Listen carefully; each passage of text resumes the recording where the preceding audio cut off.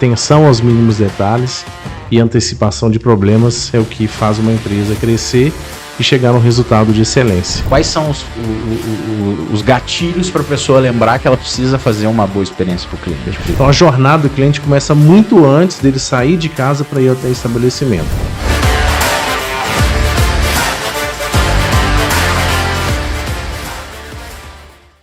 Está no ar mais um podcast Papo de Empresário, podcast que vai deixar você mais conectado com o mundo empresarial. Eu sou Nayara Patrícia. Eu sou o Diego Lima. Sou o Daniel Salomão.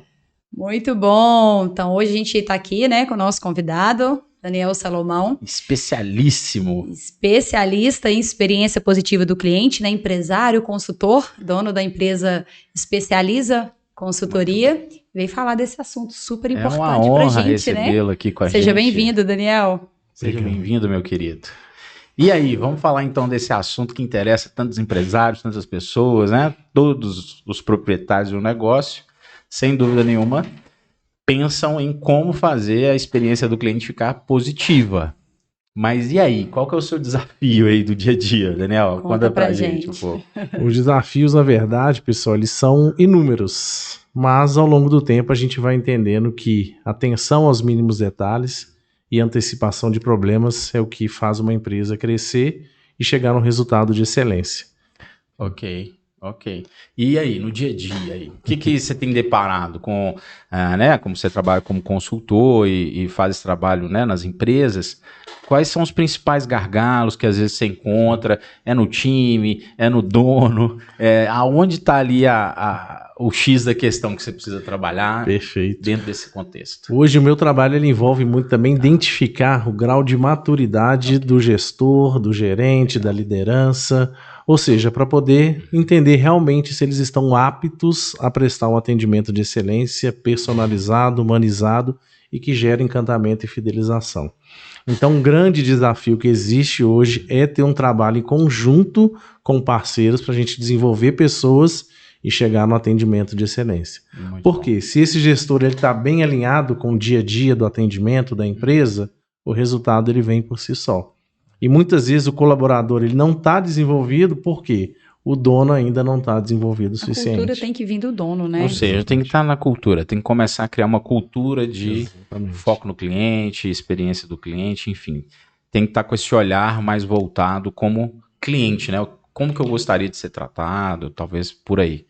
E qual que é o passo a passo? Existe uma forma de chegar lá, a gente tem um treinamento, obviamente, para o dono, um treinamento para o time, mas e aí? Geralmente isso gera o quê? Um checklist?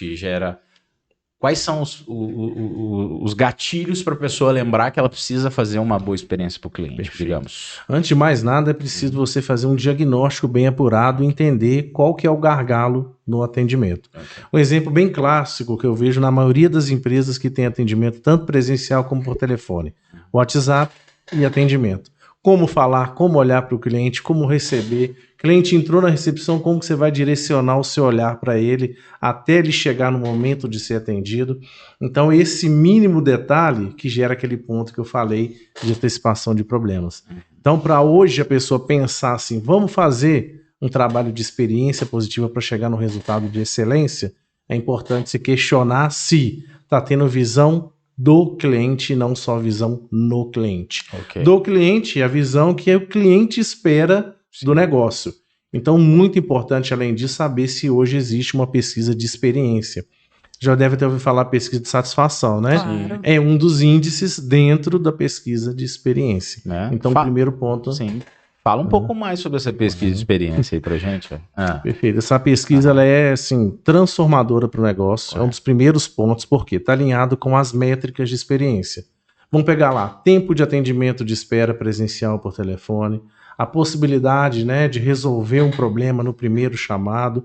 Ou seja, são métricas que estão ligadas de forma muito oportunas ali à pesquisa de experiência. Okay. Então, quando eu começo a alinhar uma pesquisa onde eu sei o índice de satisfação, o índice de esforço do cliente e também o NPS, que é a probabilidade de indicação para um amigo, terceiro ou familiar, eu vou saber exatamente onde que está o gargalo. Esses são os promotores, né? Só te interrompendo, os promotores, detratores, identificar, né, com a os NPS, neutros, os neutros, é exatamente. importantíssimo. E além disso, tem essas outras duas. Aí, no que se baseia essas outras duas áreas de pesquisa, além da recomendação, que vem da NPS? Perfeito. O NPS, ele vai pegar o geral. Então, se a pessoa estiver satisfeita no nível geral, ela vai falar lá de 8, de 9 a 10, vai estar no nível excelente. Agora, se está menos que isso, é preocupante, tem que ser verificado. Então, o que geralmente ocorre? A satisfação é quanto à utilização de um produto, por exemplo. E a questão do esforço é quando a pessoa tem ali, né, a necessidade de ter uma ajuda para poder resolver uma questão dentro da empresa com relação a um problema que ela está tendo. Então, definir isso muito bem e fazer as perguntas certas é importante. Exemplo, como que foi a qualidade das informações repassadas pela recepcionista no atendimento? Como que foi a sua organização? Eu até recentemente vi uma pesquisa muito boa do Banco do Brasil e ele estava pontuando lá exatamente essas questões que eu já trago nas minhas pesquisas de experiência. Então, isso muito bem alinhado, eu vou saber exatamente onde que é o gargalo. Entendeu? Entendi. Consegue entender o que o cliente está sentindo lá dentro da empresa, como que está sendo a experiência, como foi, né? Existe uma pesquisa da PwC, empresa de consultoria mais renomadas hoje no mundo.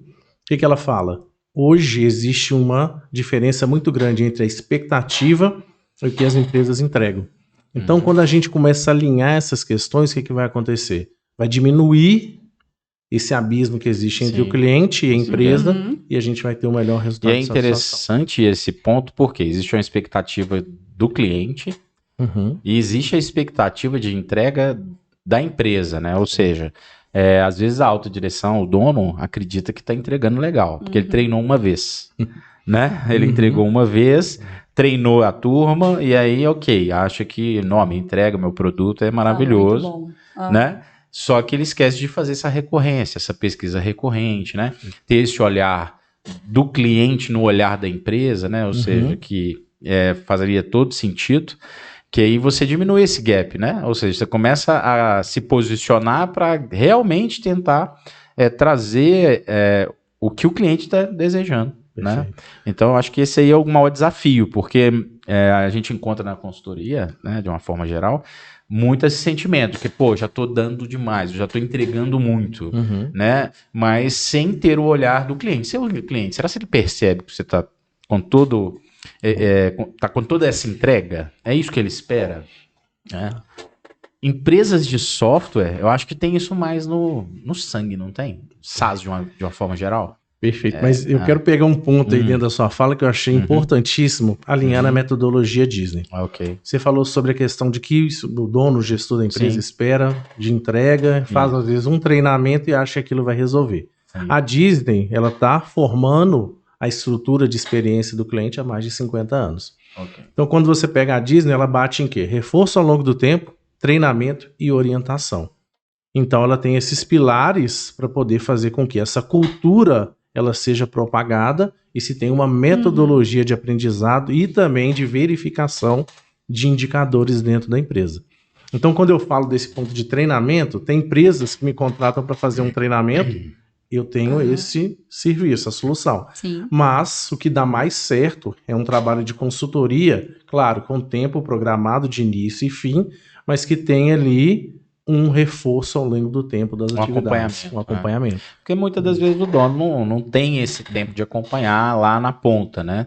E talvez o gestor ou o responsável por aquela área tenha um outro olhar, né? Então, daí da importância, né? De um treinamento impactante, né? Dentro dessa área, trazendo esses indicadores, né? Do quão melhora a margem de lucro da empresa, do quão tem de retorno, de recompra, né? Aí talvez até bater nesse papo que eu lembrei de um caso, né? Logo quando eu voltei da Austrália, depois que eu fui para lá, acho que foi em 2009, 2010, eu falei, poxa, eu vou entender que alguns cursos aqui do Sebrae e tal, eu lembro que eu me cadastrei para poder dar uma olhada nesse universo que estava rolando empresarial, que eu tinha acabado de retornar, e aí eu vi lá a jornada do cliente, né? E aí era interessante porque era tudo muito com figuras, imagens e tal, para prender a atenção, ou seja, já pensando no cliente, correto? já pensando no cliente. Perfeito. Então tinha um storytelling ali para te conduzir. E aí uma das questões era o desafio, né? Como você tornar um passante, né? Uma pessoa que está aí, num comprante. Sim. Né? Depois, como transformar esse comprante num recomprante, né? Ou seja, que vai comprar nova vez, isso. E depois, como fazer esse recomprante virar um fã, né? Ou seja, realmente recomendar a empresa. E isso, tem mais de 10, 12, 13 anos, né? E voltando aqui nesse assunto, me lembrei desse caso. O empresário, ele está realmente preocupado com essa recompra quando ele foca assim, eu quero melhorar a experiência do cliente, ok. Contrata uma consultoria, mas ele fica de olho nesses indicadores de recompra e tal, ou não necessariamente? Isso vai ser uma consequência de médio e longo prazo, por exemplo? Assim, esses indicadores eles são extremamente importantes. Quando você fala da jornada de experiência do cliente, você fala desde o momento que ele sai de casa. Imagina, se é uma mãe, tem filho, vai no dentista, precisa agendar rápido, precisa resolver a vida. Então a jornada do cliente começa muito antes dele sair de casa para ir até o estabelecimento. Então esses indicadores para a gente entender exatamente questão de recompra, taxa de indicação, que são os principais indicadores para demonstrar a maturidade da experiência do cliente, precisam ser medidos desde o início do projeto. Sendo medida, a gente vai ter realmente uma visão estratégica de negócio para poder crescer. E pegando um ponto aí específico também, eu acho importantíssimo a gente pensar no marketing visual.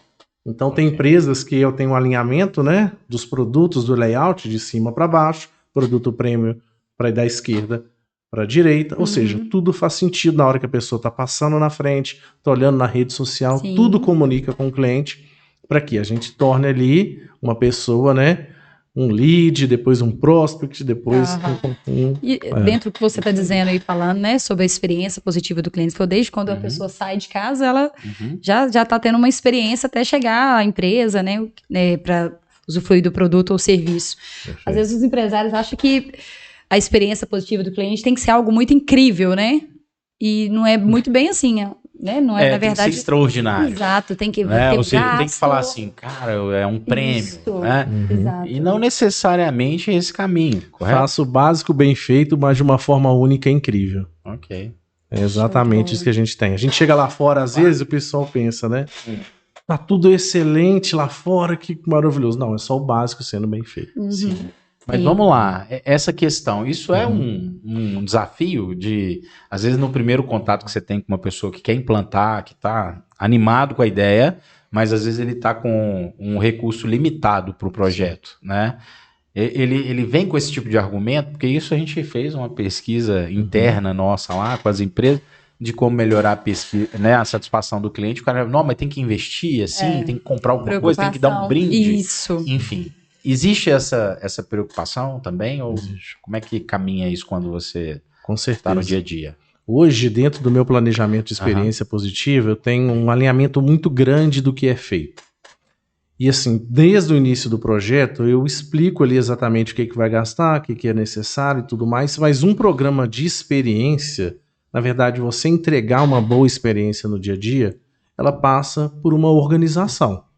Então, muitas vezes você não precisa investir tanta coisa se você tiver uma boa organização. Um exemplo clássico. Nas empresas que eu vou fazer o trabalho, eu oriento muito com relação à pontualidade. Eu, quando era coordenador de atendimento, eu tinha que chegar às 8 horas. Eu chegava às 7h20, tudo ficava pronto até 7h30. Já falava com a recepcionista, já falava com o restante do pessoal. A hora que o primeiro cliente chegasse, o café já estava ali cheirando, o biscoitinho e tudo mais. Tinha gasto extra? Não, só tinha comprometimento. Atenção e organização aos mínimos detalhes para gerar antecipação de qualquer problema. Cliente chegou 9 horas, mas está para ser atendido às 10. Cliente chega às 10 horas, quer ser atendido 9. Pô, sem problemas, a equipe está preparada, está treinada. Cliente sentou na mesa, botou a mão para trás aqui, ó. O que eu faço? Eu vou arredar um pouco para trás, abrir minhas mãos, dar espaço para ele, olhar na linha dos olhos um pouco abaixo sem desafiar. Então tudo é importante, não só investir, mas também saber como se portar e se organizar no dia a dia para gerar uma boa experiência. Se torna uma boa experiência. Isso, porque às vezes você acaba não entendendo que, na verdade, está muito mais ligado à organização, postura e dia a dia, né, dessa rotina, Perfeito. Né? E investe realmente, às vezes, num brinde, né? Enfim, numa alegoria, digamos assim. Sem pensar nos sem outros. pensar, e acaba não sendo positiva a experiência, né? Perfeito. Ou seja, uma coisa não necessariamente substitui a outra. Perfeito. Talvez isso possa complementar todo esse cenário, né? Exatamente. Porque quando você vai dar um brinde para a pessoa, é interessante o quê? Que você já tem um promotor dentro da empresa. Porque isso vai fazer com que ele se engaje mais ainda e gere mais indicações. Exato. Inclusive, dentro da consultoria, nós temos, né, programas em que a gente estrutura esses benefícios com pontuação, ou seja, está bem estruturado, tem um NPS bacana, a gente faz o trabalho. Porque você vai dar um brinde só para manter o cliente, não é o ideal. O brinde é realmente porque tem ali já uma experiência muito boa, uma organização, e aí você premia ainda mais esse cliente. E querendo ou não, às vezes é um cliente recomendante, é um cliente fã da empresa, né? Identificar ele e de fato aí sim fazer a premiação, talvez possa fazer mais sentido. Com certeza. É por aí. Com certeza. Cara, e aí, como é que são os estudos disso, hein? Na lucratividade e tal? Impacta positivamente? Quando a gente fala desse retorno, é bom pensar no net system. Muitas vezes eu tenho um programa dentro da minha empresa de experiência, faço as pesquisas, mas esses outros detalhes eles não estão muito bem alinhados. Então, para você ter bons indicadores, inclusive sobre retorno do investimento, você tem que estar atacando ali principalmente a taxa de indicação. Então, esse é um grande indicador no que toca ao retorno sobre investimento e aumento do faturamento. Porque um cliente fidelizado, ele indica aí até 4 pessoas por ano, ele faz aí, né, um investimento maior. Tem empresas que a gente conseguiu um aumento de faturamento de 50% em um ano, através de um trabalho de experiência, outros menos. Então, assim, tem uma taxa bem bacana quando a gente faz um bom trabalho. Desde o início, o cliente chegou, entrou em contato pelo WhatsApp, tem uma mensagem com gatilhos de acolhimento, trabalha ali também o gatilho da ganância, da autoridade, da prova social, depois passa para o atendimento presencial. Tem um roteiro também para gerar autoridade. A empresa X, já estou no mercado há 5 anos, temos a solução aqui relacionada ao que você precisa, e mais especificamente a isso, isso e isso, ou seja, trabalhando todos os gatilhos, autoridade, segurança, para quê? Fazer esse cliente comprar mais e a gente conseguir chegar em indicadores precisos aí da experiência. Mas é muito difícil. Gerar indicadores hoje é muito difícil devido ao grau de maturidade que as empresas se encontram. Mas esse é um trabalho importante. Acho que esse é o primeiro passo, assim, né? Entender que precisa medir para realmente ver a viabilidade, né? Às vezes em setores, né? Por exemplo, na área de vendas especificamente, às vezes a gente encontra empresas com várias desorganizações, falta de controle, indicadores básicos, de visita, de conversão de vendas, de novos clientes, de recompra. Aí eu fico imaginando indicadores um pouco mais complexos, né? Existe um método para ajudar no médio e longo prazo, esses indicadores ficarem mais aparentes, né? Como que geralmente é feito? Porque geralmente os softwares não estão tão preparados, né? Alguns sim, outros não, mas na maioria das vezes os softwares de gestão especialista ali, o software, por exemplo, que atende o mundo farmacêutico, que atende ali a turma de um varejo específico, geralmente eles não têm esse pilar dentro do sistema, né? Para começar a fazer os controles. E aí, como fazer? A gente faz a junção de vários softwares. Por exemplo, tem um que chama Zendesk, muito famoso, o pessoal utiliza, o Freshdesk também. A gente vê o nível ali, né, de atendimento, a taxa ali de espera, então tudo é feito por meio desse sistema. E tem também um muito bom que chama Track.co. Então ele faz essas pesquisas, a gente faz ali o cálculo do churn, né, do índice de rotatividade, tudo por meio desse sistema. Então ter bons sistemas é extremamente importante. Por quê?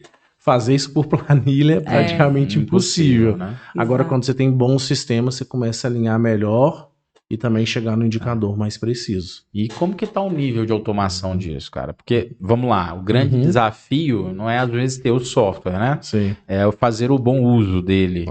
E às vezes esse time que está ali no front desk, ali, que está atendendo o cliente no dia a dia e tal, ele se sente um pouco pressionado, né, por tantos lançamentos. Às vezes tem que ir no sistema técnico da empresa, depois tem que responder o WhatsApp, depois ele vai lá para a rede social para ver se tem alguém ali, enfim, depois ele tem que ir para uma outra plataforma. Sim. Qual que é esse desafio de fazer essa turma entender que é importante? Como que... Perfeito. Que eu acho que esse é o maior desafio de todos, talvez, né? É fazer ele entender que precisa ser feito porque ele acredita naquilo, né? Sim. E aí, como é que tá esse ponto específico aí de despertar a vontade nessa turma? Perfeito. Além de ter me especializado na parte de experiência e vendas, eu também me especializei na área de gestão de pessoas. Ótimo. São áreas que estão intimamente ligadas. Apesar de eu ter parceiros que conjuntamente comigo desenvolvem esse trabalho, eu também entendo que é necessário poder do hábito. Então, uma empresa que cresce tem como base o hábito e a organização. Vou dar um exemplo de uma clínica que eu atendo. Eu criei um checklist para cada colaborador junto com esse parceiro na área de desenvolvimento humano e profissional. Então, a pessoa tem o momento certo para fazer o procedimento e, além disso, os softwares eles têm integração. Então, com isso, a gente consegue ter melhores indicadores, né? E sem indicador realmente é inviável. Não tem jeito. Um exemplo, né? Tem uma empresa de energia solar que eu atendo, então assim, eu atendo diversos segmentos, você vai entendendo ali como que funciona. Eles têm essa medição através desse sistema Freshdesk integrado ao sistema principal deles. Então, fica fácil da gente gerar esses indicadores e entender quantos clientes estão chegando. Um exemplo, clínica. Tem software de clínica que não tem essa ligação. Essa integração. Exatamente. Nós procuramos outro HubSpot, fizemos uma integração e a gente está conseguindo estruturar agora para a gente ter dados objetivos disso aí. Ou seja, então além dessa parte de comportamento humano que precisa ser trabalhado, né? Ou seja, de mostrar o porquê e da necessidade de se fazer essas eventuais mudanças, né? Vai paralelo também ali, tentando trabalhar as integrações, essa parte de técnica, de tecnologia, né? Ou seja, para evitar retrabalhos, né? Que é o que a gente se depara, né? Sim, que às vezes precisa usar 3, 4 softwares. Alguns têm, sim, já toda a parte de integração, outros não. Enfim, às vezes fica inviável desenvolver, mas a gente encontra esse tipo de desafio. E eu acredito que talvez isso é um dos fatores, às vezes, dessa dificuldade de entrar no dia a dia realmente, no cerne, assim, sabe? Sim. Da cultura, né? Mas com aquele trabalho multidisciplinar, né? Onde trabalha esse comportamento, trabalha essa tecnologia para otimização, né? do trabalho e do negócio, eu acho que ajuda bastante nesse ponto, né? Com certeza. Inclusive, dentro das empresas, eu faço uma indicação muito forte, né? De alguns softwares. Inclusive, vocês têm um que é muito bacana, né? Então, nesse sentido, é importante ter bons softwares que fazem esse trabalho pontualmente para gerar, inclusive, não só os indicadores, mas também uma plataforma em que a gente consiga fazer um bom acompanhamento da gestão da empresa. Então, quando a gente tem isso aí nas mãos, com o software bem alinhado, fica fácil da gente poder avançar. Inclusive, eu tenho parceiros também que fazem esse trabalho de integração. Legal. Então, fica mais fácil de eu desenvolver o meu trabalho. Porque muitas vezes não é bom se você ser especialista em tudo, mas ter bons parceiros que te ajudam nesses outros pontos para você poder crescer. E aí fica mais fácil de você acompanhar, ver os outros indicadores enquanto os outros parceiros estão desenvolvendo. Show de bola. Muito bem. Bom, vamos pegar um outro ponto aqui que eu acho importante, que está na nossa pauta aqui. E aí, quando o cliente está insatisfeito, né? Ou seja, a experiência não foi positiva, como é que tá as nossas estatísticas nesse sentido? Ele consegue contaminar aí a turma aí que está do lado? E como que a gente faz para reverter isso também, né? Existe como protocolo de contingência. Exato. E aí, como é que a gente Conta pra resolve, gente. cara, com essa cultura de experiência positiva? Perfeito. Eu sempre falo, o Google ele realmente revela toda a insatisfação do cliente? Não necessariamente. Dentro de uma jornada existem vários pontos de contato e canais de atendimento. Então, quando você faz uma pesquisa alinhada de experiência, você vai saber ali exatamente como que foi o atendimento telefônico, do WhatsApp, do especialista, a questão, né, do momento do pós-venda também. Exemplo, o cliente fez uma consulta. Será que foi enviada uma mensagem para ele depois, verificando como que foi o procedimento, se está tudo ok, se ele tem alguma queixa? Então, fazer esse alinhamento é importante. E aí, a insatisfação, quando ela ocorre, porque às vezes vai ocorrer. Eu tenho até um caso muito bacana, um treinamento da Starbucks, que ela fala o seguinte, inclusive ela fala, né, nós não estamos no ramo de vender café, estamos no ramo de atender clientes. Então, quando já tem essa visão, fica fácil até desenvolver um bom trabalho. Então, lá 3 cenários. O cliente chega maluco de raiva, vocês fizeram tudo errado. O atendente que não está treinado vira e fala, você que devia ter falado para a gente fazer isso, isso e isso. Vira as costas, vai embora, fala mal da empresa. Sim. Segundo cenário, ele é simpático. Ah, não, vamos aqui ver para você, tá bom. Mesma coisa, vira a cara e vai embora. Sim. No terceiro cenário, o atendente treinado, orientado, trabalhando a sua zona de conforto e não a zona de desconforto do cliente, tá vendo? Como lidar com clientes emocionais? Sinto muito por qualquer inconveniente, vamos verificar de imediato.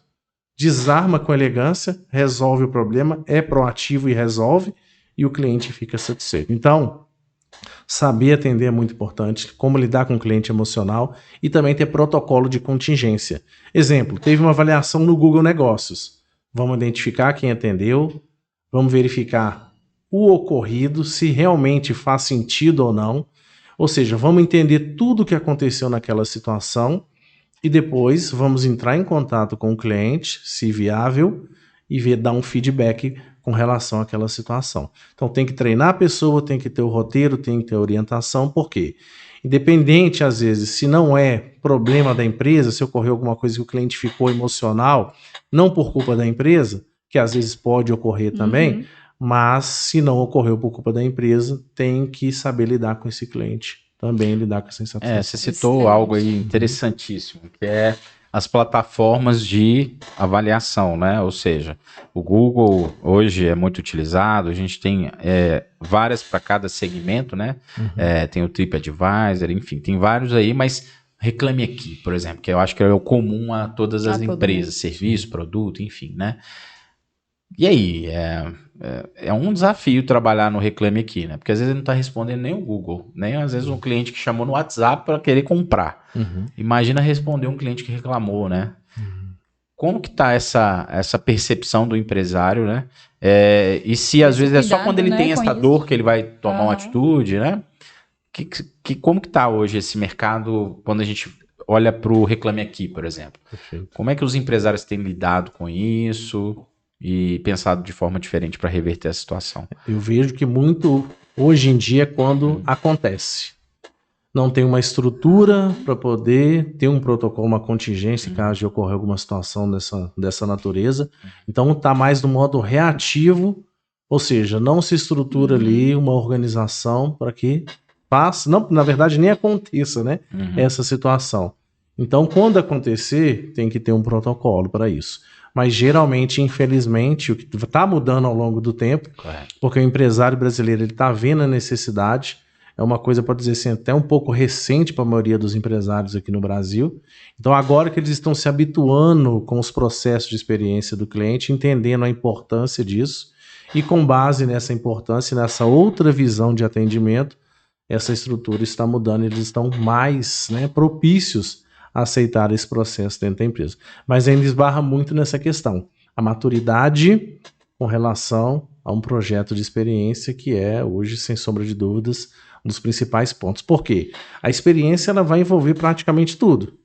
Aí você pensa, área financeira, você pensa área de recursos humanos, o que tem a ver com experiência? Tudo. Tudo a ver. Né? A experiência ali do colaborador também bate muito, se ele está satisfeito, feliz, ele vai atender melhor. Faz diferença. Então, pode-se dizer, a experiência é uma só.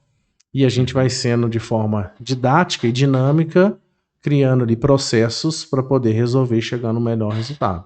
Então, essa visão está ainda melhorando, precisa melhorar muito mais, porque isso é extremamente importante para a gente não chegar no momento de Reclame Aqui. Isso aí realmente é a última ratio, né? Então, a gente não pode ter esse tipo de situação, tem que ser tratado antes e com eficiência. E dá tempo de reverter alguma situação, geralmente, nos casos assim de Reclame Aqui? Como que é a sua experiência assim de prática mesmo, de pegar um caso, não precisa citar nomes, obviamente, mas já teve algum caso assim que a pessoa tinha muita reclamação no Reclame Aqui, e que ele só pensou em falar, deixa eu olhar com o Daniel aqui como é que eu reverto a minha situação, e às vezes te chamou para ajudar nesse ponto. Aí a importância de ter realmente roteiros e treinamento nesse sentido.